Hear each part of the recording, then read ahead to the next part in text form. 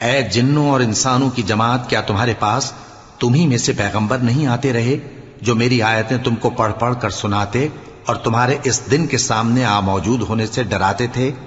वो कहेंगे कि परवरदिगार, हमें अपने गुनाहों का इकरार है और उन लोगों को दुनिया की जिंदगी ने धोखे में डाल रखा था और अब खुद उन्होंने अपने ऊपर गवाही दी कि कुफ्र करते थे। ए नबी, ये जो पैगंबर आते रहे और किताबें नाजिल होती रहीं तो इसलिए कि तुम्हारा परवरदिगार ऐसा नहीं कि बस्तियों को जुल्म से हलाक कर दे और वहां के रहने वालों को कुछ भी खबर ना हो।